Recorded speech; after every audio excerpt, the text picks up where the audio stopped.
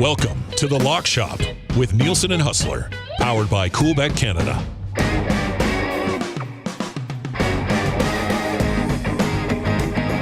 All right. 11:06 on The Lock Shop.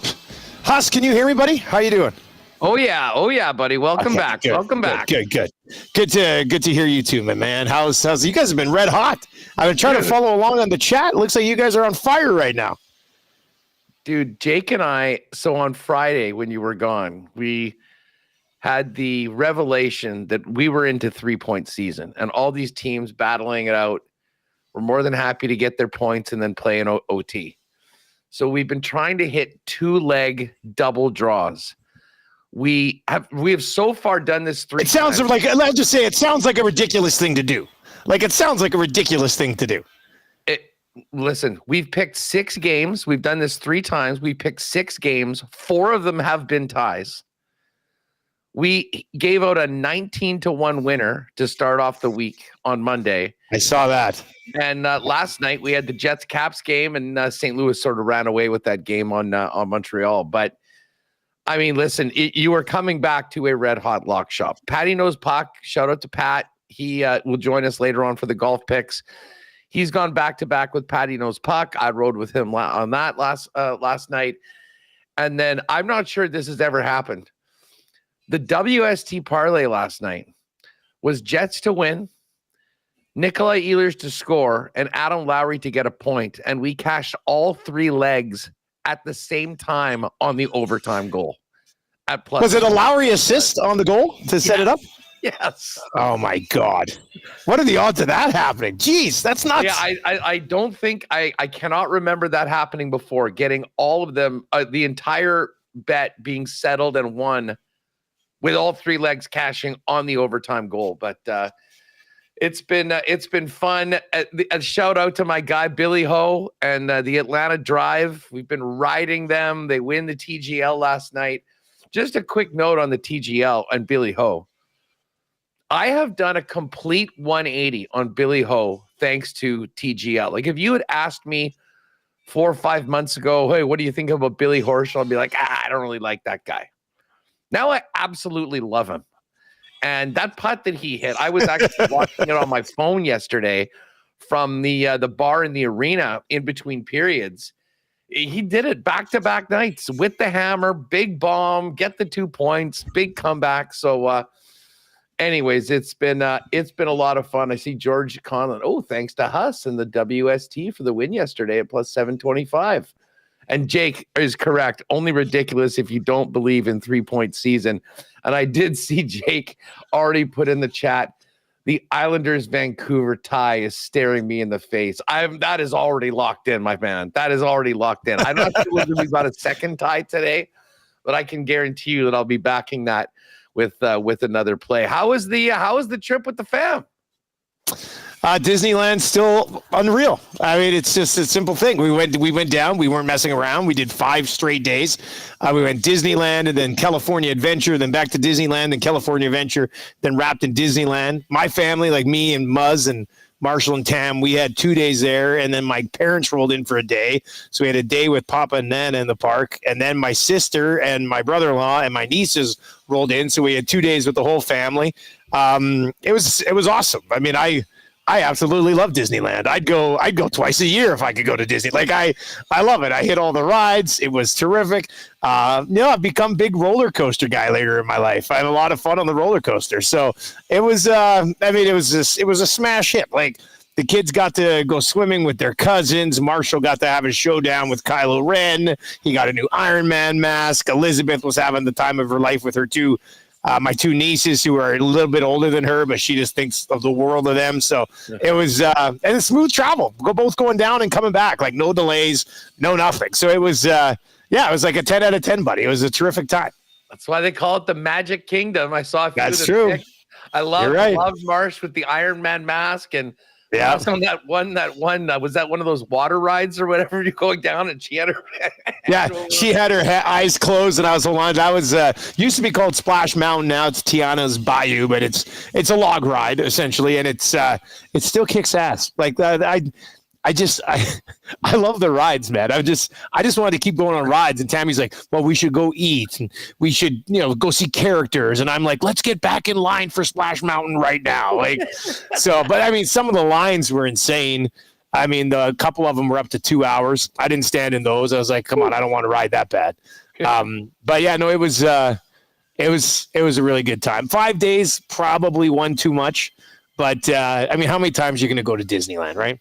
Hey, when you're there, I had to laugh. That Muzz holding her breath with her hand over her eyes. Yeah. Was me and Jake on Monday night waiting for the review of what would have been the winning goal for the Islanders that would have nuked that 19. I saw that. I saw the tweets. Yeah. Yeah. Listen, I full disclosure. We talked about this yesterday. If I had no skin in the game, I probably would have been like, I can't believe they disallowed that goal. It became one of the great calls in Lock Shop history on Monday night when they did not allow it. And, but yeah, no, man, it's good. I'm glad to have you back and just coming into a really fun, exciting time. My God, did we have a great game in Winnipeg last night between the Jets and I was going to ask you how good was. I mean, almost perfect. Like Ovi gets his goal, so everybody there gets to see a part of the grade 8 chase and all that type of stuff, and then obviously an overtime winner to seal it away. You could not have asked for a better Winnipeg-Washington affair, could you? No, and I mean, and the funny thing was, we had the money line with the Jets on the WST parlay, but we also had the tie for the double parlay, the double draws, and I wasn't pleased that the Jets gave up the lead, but the fact that it was Ovi, everyone got a chance to see it, and then the Jets won an OT on that beautiful goal by Nikolai Ehlers. It felt like a playoff game. And I got to tell you, that's the first time up close I'd seen Washington this year. Dude, this team is going to be a very, very tough out. I mean, if their goaltending holds up as it has so far this year, like top to bottom, I can totally understand why they've been at the top of the East and right there with the Jets at the top of the league all year long. They are so big. Like that Protas. Yeah, he's a big dude, eh? 6'6", 250. Good player, too. And, I mean, Tom Wilson was being his usual jerk self yesterday. He is ready to go for the playoffs. And Ovi is so funny. Ovi didn't really notice him. And then all of a sudden, he just finds a little bit of space. They get him the puck, and bang, it's tied. So it was fun. I mean, that was a huge game for Winnipeg, considering what happened on Sunday afternoon with the loss at home to Buffalo. We're going to get into Dallas, Edmonton, tonight. Dallas right now is 8 back of the Jets, but they've got 2 games in hand, and they play those 2 games the next 2 nights in Edmonton, in Calgary. So if the Jets hadn't gotten any points last night, it could have basically been a 2-point lead by the time they took to the ice on Friday night against the New Jersey Devils. So it's been fun in the Lock Shop, fun here last night. And now we'll see what happens tonight. I know you guys have probably been talking about this all day long, but how's the Edmonton lineup shaping up for tonight? And what's the latest on McDavid and Draisaitl? No latest on McDavid and Draisaitl, not back until some point next week, I would think. So that's why they're a plus 130 dog at home tonight against, at least they were plus 130 this morning when we threw it into the parlay. I haven't checked on it since I got here and got set up at Boston Pizza. By the way, I'm at Boston Pizza Westgate, just north of West Edmonton Mall. If you want to swing by for lunch, Tommy and I will be here for the oil stream. This will kind of become Tommy's home for pre and post game as well. They're going to be here tomorrow night for pre and post game. So a little lunchtime festivities. There's Curtis just over my shoulder there. Him and Tony do a great job. You see this over the shoulder here, Huss? This is that golf simulator I was telling you about. That's the golf simulator here at this Westgate Boston Pizza. Little EST TGL? Yeah, why not? Just going full-blown Billy Ho on putts and stuff, too. Just like, let's go. Anyway, it's going to be a good time. You want to pop by for lunch today, $15 lunch, ready less than 20 minutes, or you get the next one for free. And then make plans, Tommy, pre- and post-game here at the Boston Pizza Westgate location again. The Oilers... Saturday. They haven't played since Saturday. And that was without the big guys as well. Nugent Hopkins, the first hat trick of the season for the Oilers. He has 9 points in his last 4 games, 3 3-point games.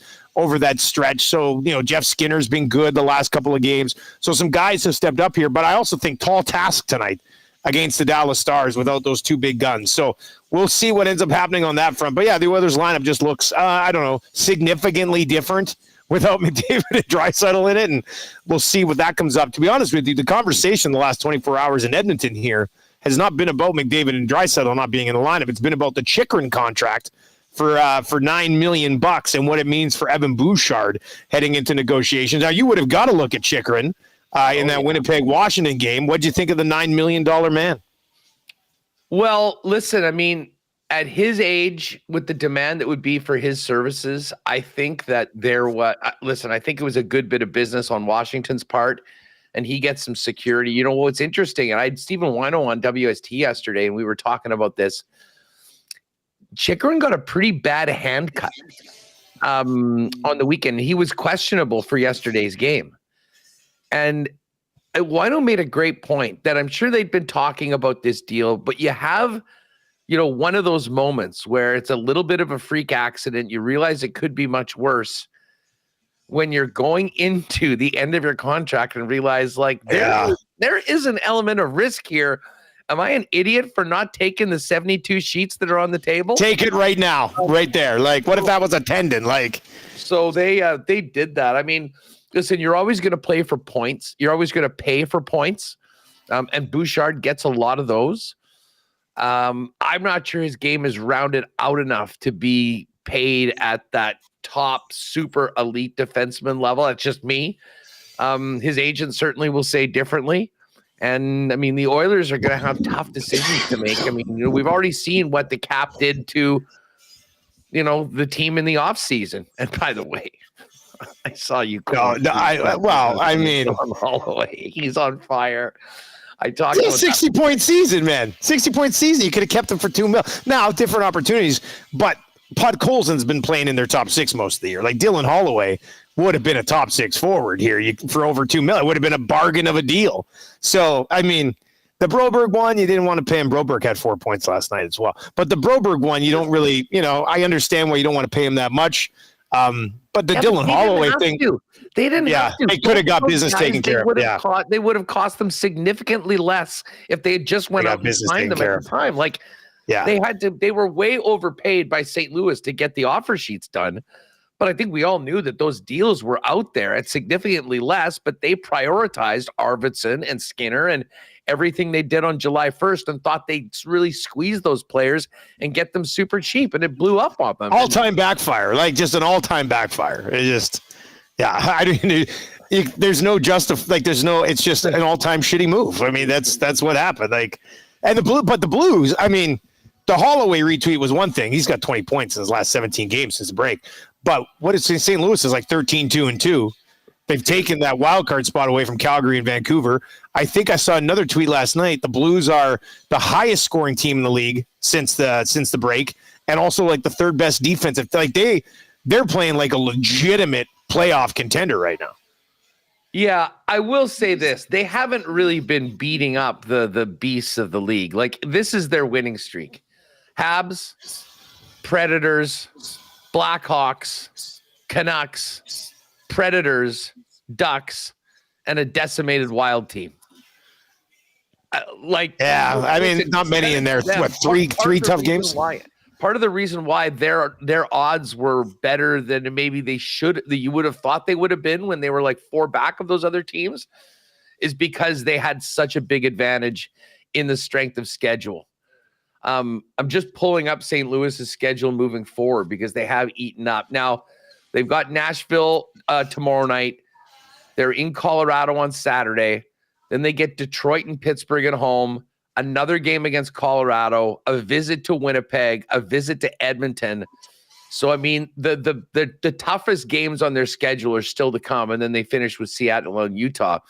But I was just talking to Mike Kelly. It looks like the Blues have about a 62% chance of making the playoffs right now. But you know what's kind of happened quietly throughout this is that they're right there against Minnesota. Minnesota's in trouble, buddy. Dude, listen, they have been I got so much respect for the job that they've done to be where they are right now in the standings. I mean, they already had the $14 million haircut on the cap. They've been without Kaprizov for half the year, and they've been without their number one center, Eriksson Ek, for the last month plus. And they've been hanging around there, but it seems like it's finally catching up with them. They're having a real tough time scoring goals. And they'll make you pay. I mean, they'll get their pound of flesh. They just don't have the guns right now. And listen, they still have that lead, like over Vancouver and Calgary. We're looking at 6 points. Minnesota's got 85. Calgary has 79. But again, 2 games in hand, and the Canucks are 7 back with 1 game in hand. It's not out of the realm of possibility that the St. Louis Blues and Calgary Flames catch Minnesota and bounce them out. And that was not something that we thought was possible before. And just, I'll just see what Minnesota's got coming up over this next little run. They've got the Capitals on Thursday. Very tough game. Home and home with New Jersey. At the Rangers, at the Islanders, home to Dallas, and then Sharks, Flames, Vancouver, Anaheim. I don't think they're going to get that X beside their name, if they do, until those kind of final 4 games right now. So this is a really fun playoff race right now. And here's the latest up-to-date make the playoffs. If you think that the Wild might miss, you can get plus 850 on the Wild. Wow. The Blues right now, this is all over at Coolbet. Blues right now, minus 128 to make it, plus 105 no. Calgary and Montreal are both plus 175 to make it. The no is minus 217.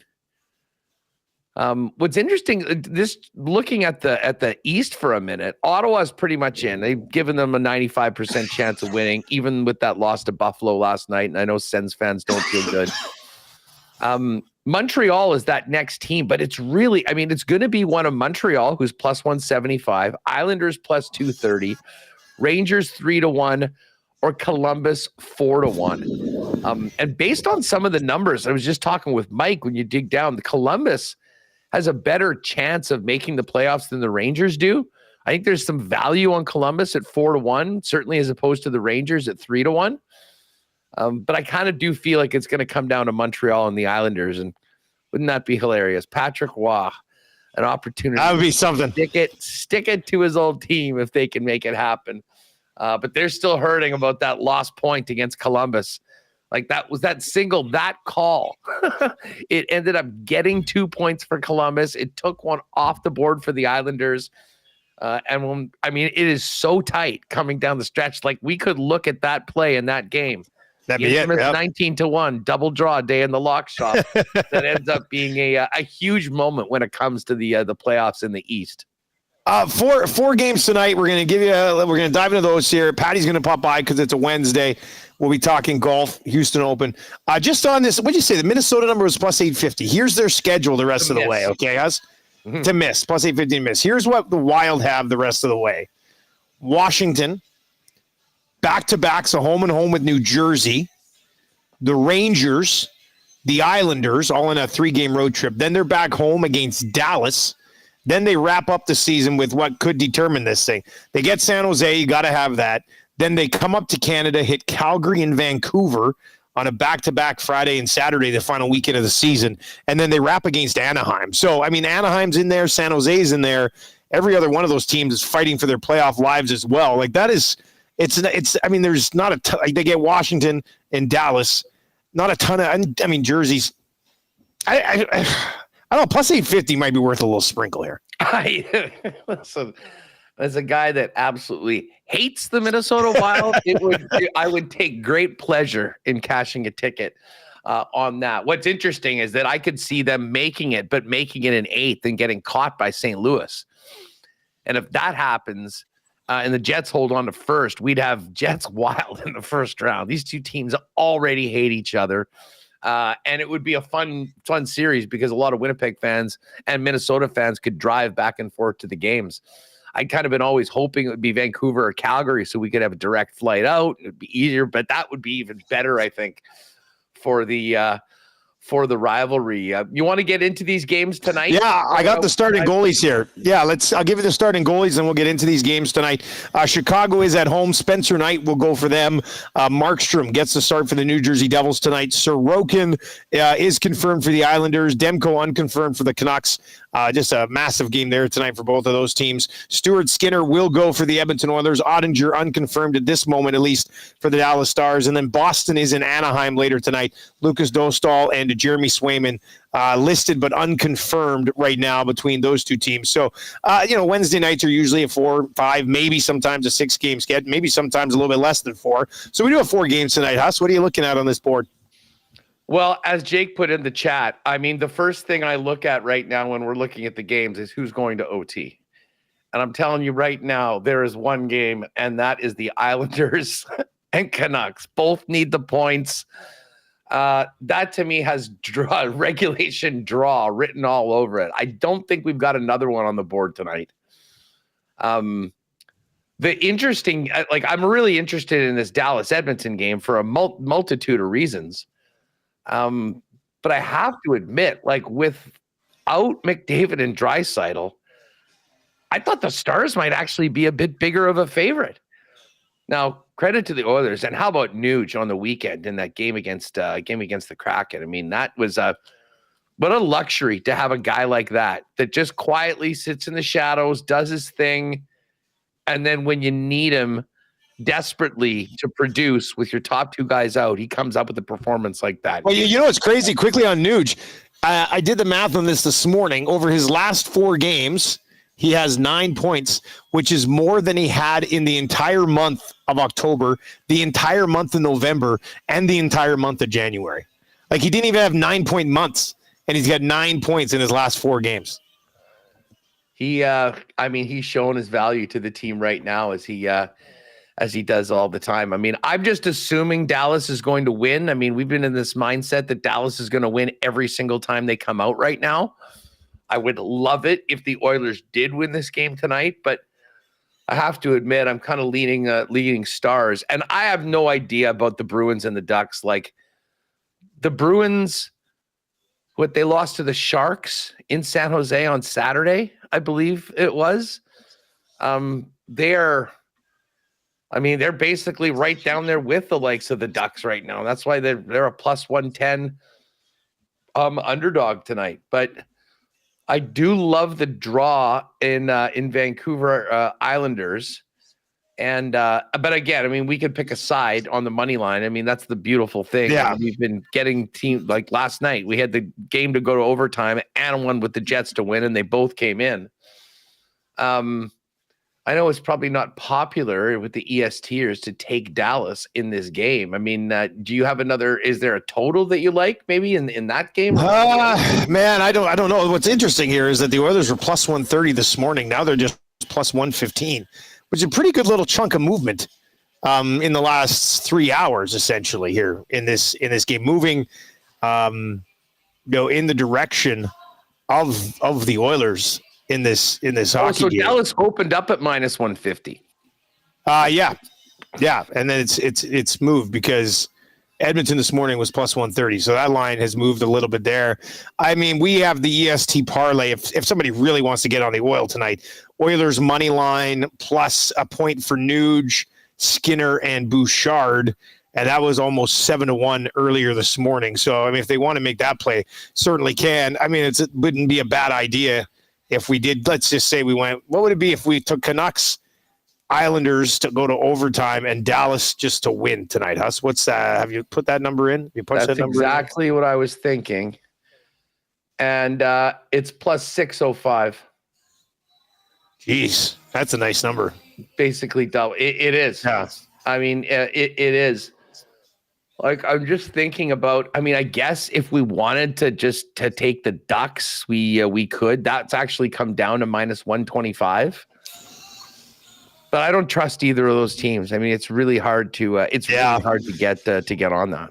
Yeah, I mean, if we're looking to try to get a number somewhere between 4 to 6, I'd rather just do what we've already done than try to get something from that Ducks Bruins game involved. Well, I mean, if you're down with that, I'll be betting it. I can tell you that. I mean, if we're going to put the Stars money line along with the Canucks Islanders 60-minute draw, I love that. I know Jake is a supporter of the I'll be very surprised if Dallas comes in here and loses to an Oilers team without McDavid and Draisaitl. Like, there's one thing to beat the Kraken. It's another thing to roll out there without those two guys and beat the Dallas Stars. I think most of Edmonton and the ESTers on the lock shop would probably understand what we're talking about there. All right, well, let's fire that up. Let's fire that up. The 60-minute draw between the Canucks and Islanders, and we'll throw the money line of the Stars on there, and I'll probably get that plus 650 or something in excess of that. I think Patty's going to be coming in. Patty's hopping in here right away. You know what we got to do with Pat when he comes on, and maybe we'll start off with this. Again, big shout out to Big Maple, who helped me out with a beauty plus 365 winner for the UFC on Saturday.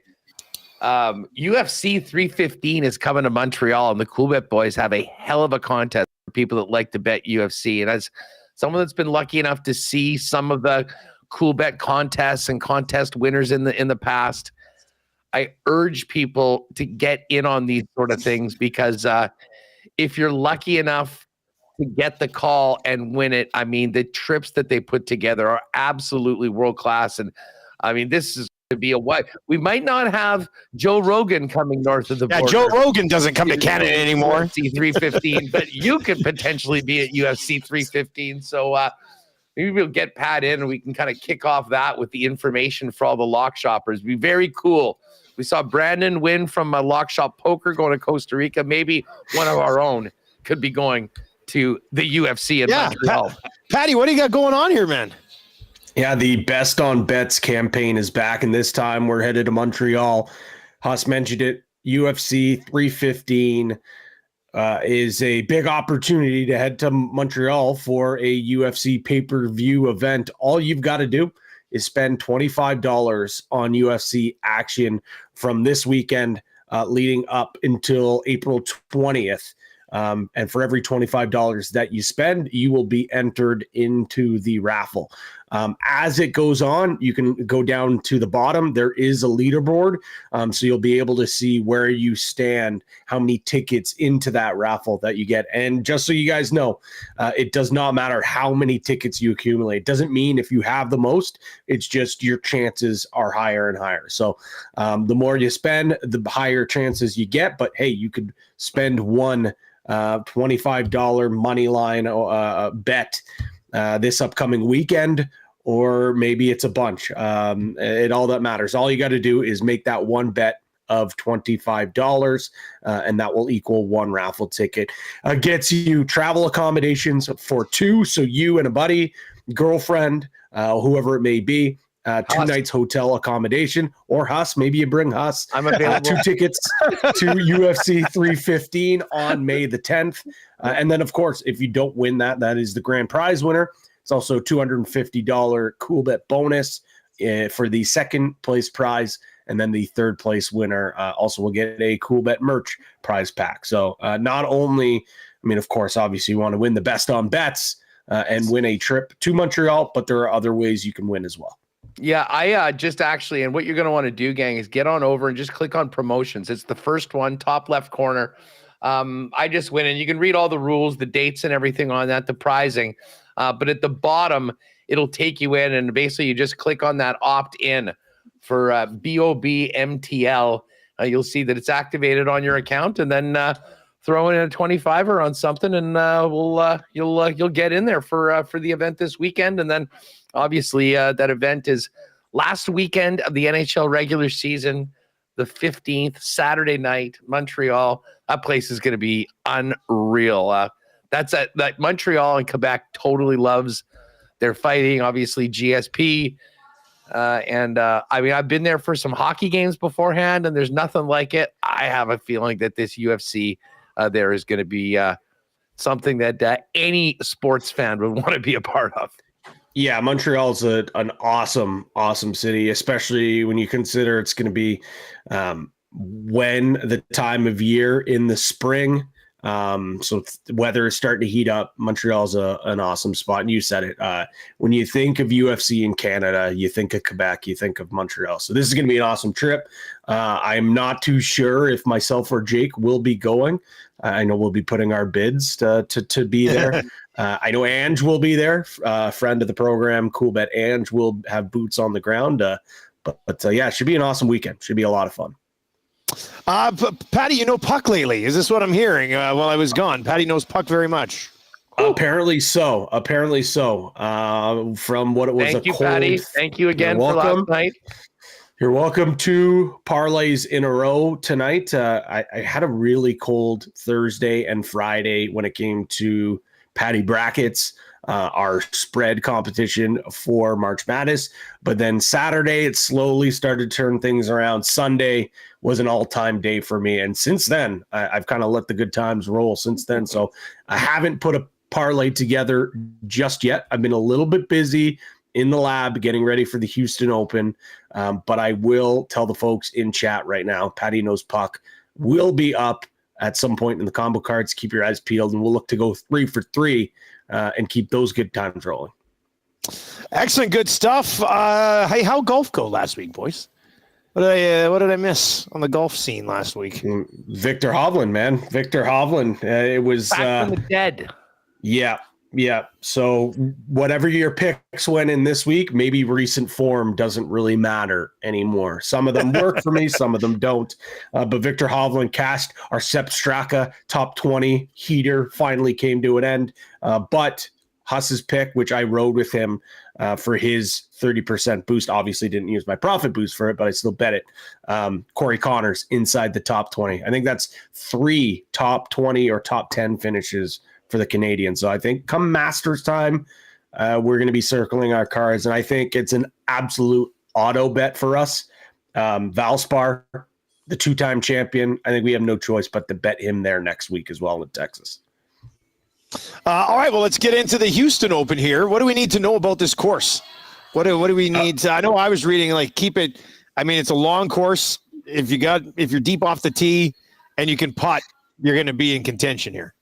Pretty much it. Big hitters off the tee have a ton of success here. You don't necessarily have to be the most accurate.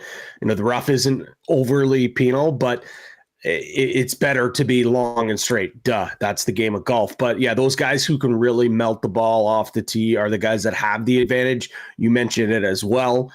Around the green stats, so chipping is going to be coming to play. I don't think the strokes gained approach is going to be as much as it normally does because these greens are super fast. They're very undulated, so there's going to be a lot of times where it's going to look like a really nice shot, and then it's going to roll off the green. So touch around the green is very, very important here. And yes, putting, as I mentioned, fast greens, very undulated. So if you can roll it with the flat stick, that certainly helps as well. All right, boys. Well, let's get into it. Patty, who do you like? I'm gonna go grab a water actually because I've been coughing a little bit. So I'll be right back. But Patty, get us started on this. Hey, just quickly, Pat, before you make your pick, just a heads up to everyone. I mean, we kind of laid this out on Monday when we were looking at the odds. I mean, it's top heavy.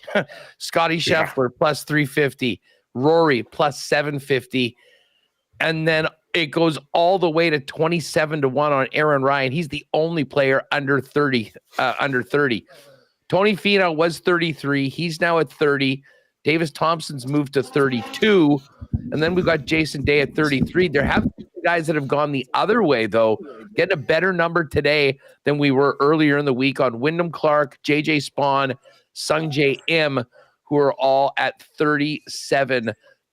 And then a big pack of guys at 40, including Jaeger, who we may talk about in a minute, Si Woo, the chef, Min Woo Lee, Taylor Pendrith, and Bridgman as well. And then Michael Kim's at 45, and that's the only players that are under 40. So, Patty, I mean, this is going to happen every now and then for these non-elevated events when we've got a Scotty or a Rory, never mind both. And it was interesting. I mean, I did notice in the combo cards, if you can't decide between either one of these guys, but you think they're going to go toe to toe on the weekend, pretty good number for those players to finish 1-2 in the tourney. Yeah, there's a lot of really cool Rory, Scotty bets I think that we can get to in a little bit, and I guess I'll spoil it. I am on one of them, but I'm on Rory McIlroy at plus 750. Yes. This is by far the best number that I've seen in the market. I've seen it as low as 6-1, but I've mostly seen it 650 to 700. So to get him at plus 750 is really good. Here's the thing.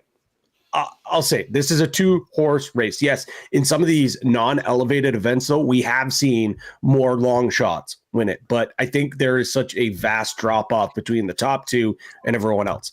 Here's the thing, though. Is Scotty Scheffler nearly 2 times better than Rory? I would absolutely say no. I'd actually argue not right now that Rory has been better than Scotty this season. These odds are just flat out disrespectful.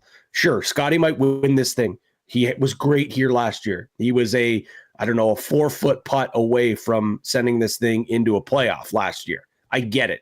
But plus 350 to 750 does not make sense for these two golfers.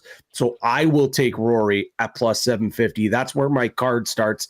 And then I go a little bit further up the board. Tony Finau, I bet him at 33-1 on Monday. He's now down to 30-1.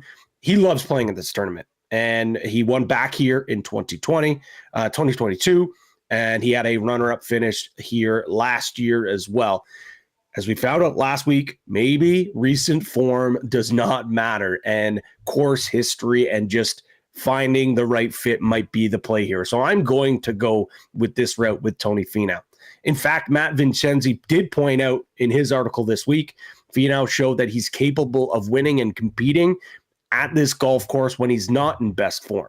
Last year, Finau finished T2, like I mentioned, and the week before that, he was T45 at the Players and a miscut at the Valspar the previous week to the tournament. In 2022, when he won, he was coming off a miscut as well. This year, you ask, he missed the cut at the Players again. So the formula's there. You don't have to twist my arm when it comes to betting Tony Finau, especially at this event.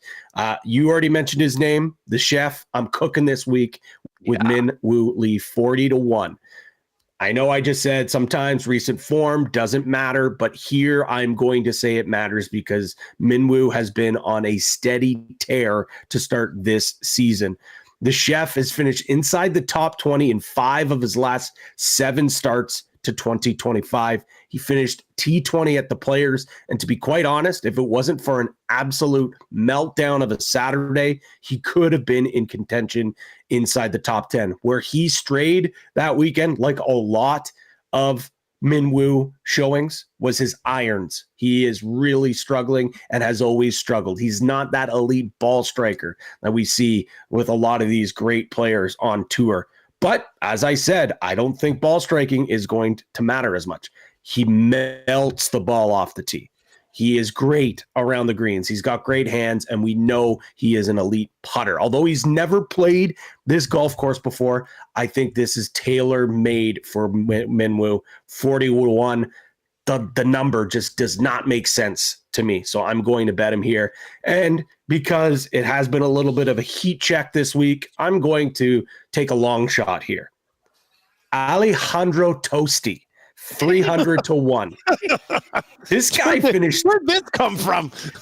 Listen, here's where it comes. This guy finished T2 at this event last year.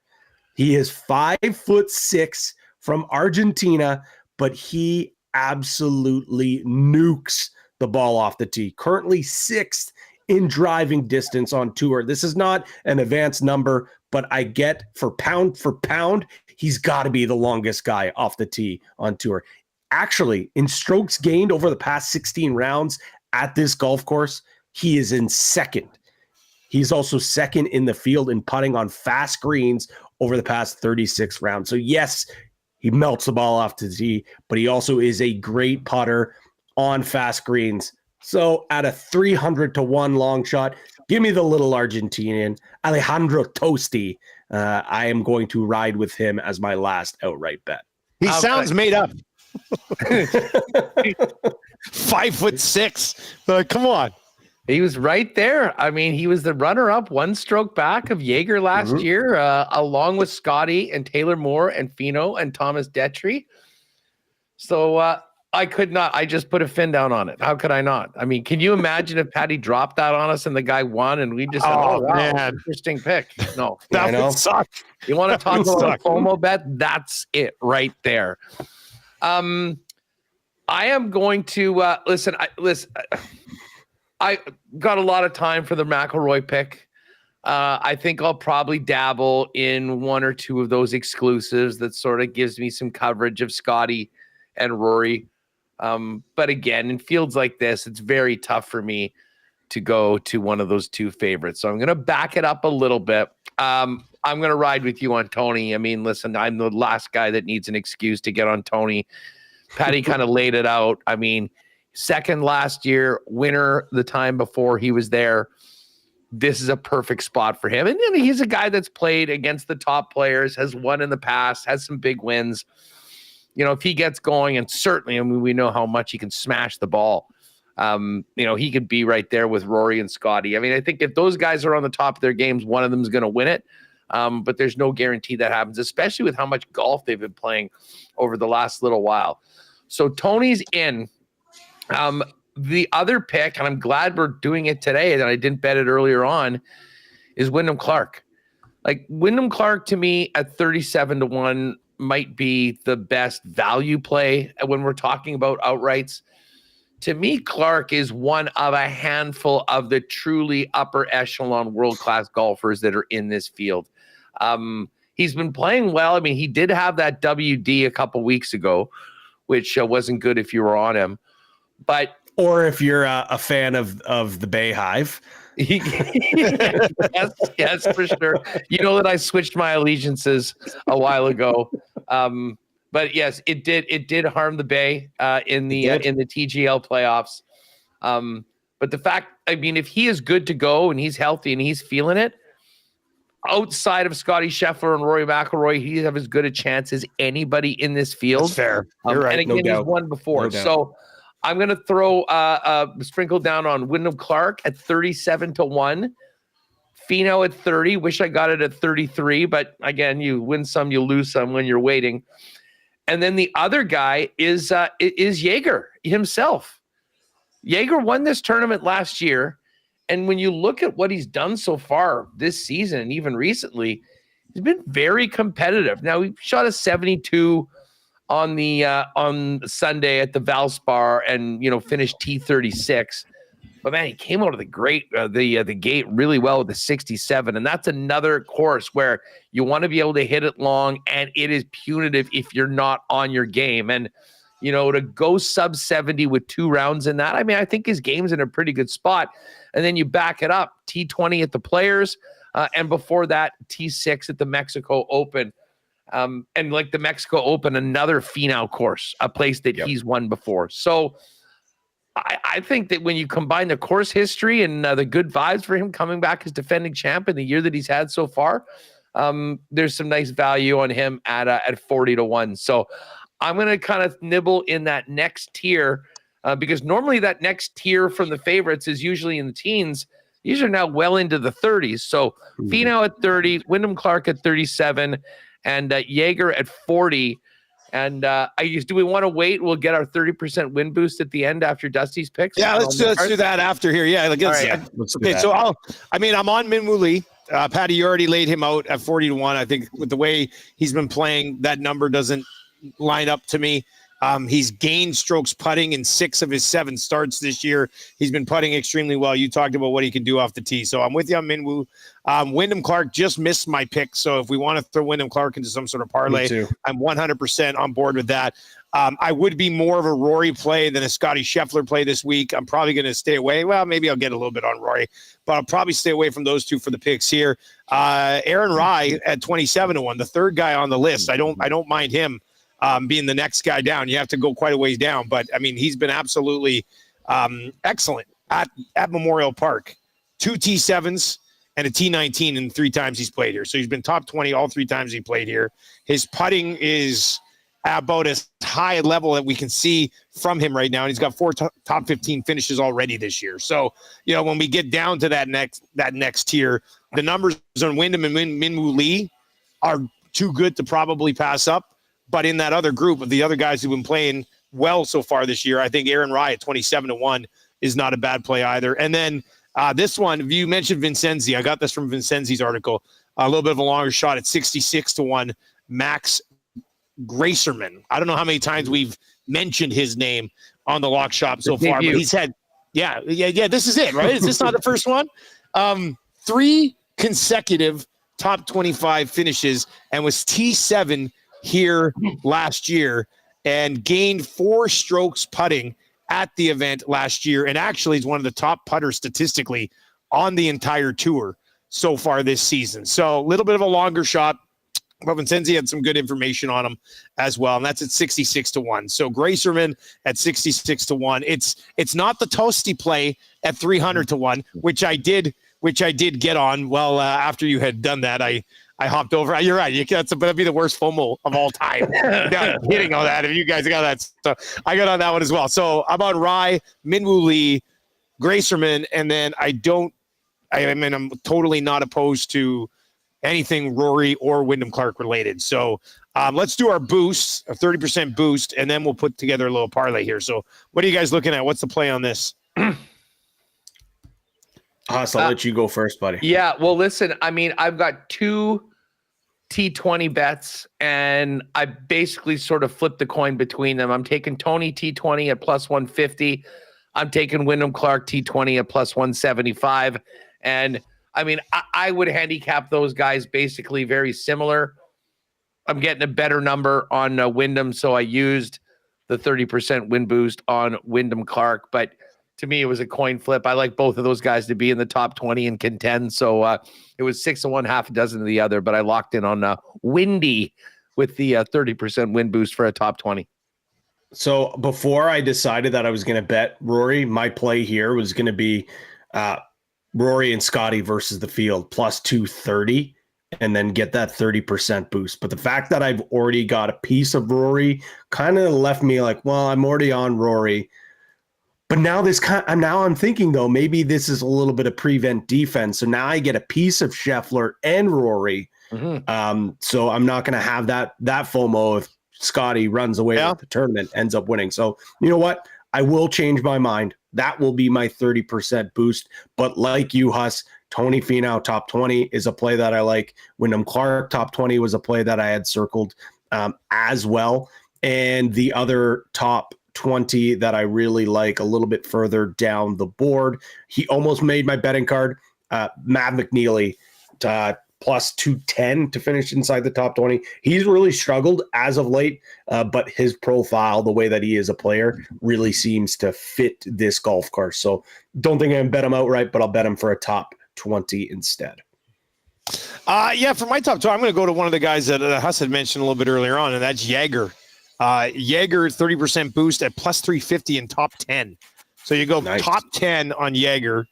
You get it at plus 350. Same number actually there as Min-Woo Lee and Pendy are the plus 350s in the top 10. So you throw him in there, and that's going to give you a nice little boost on the plus 350. So I'll go Jaeger top 10 for my 30% boost. I have a feeling, I guess we got to get going here. There's only 5 minutes left, but I think the parlay comes together rather easily. Yeah.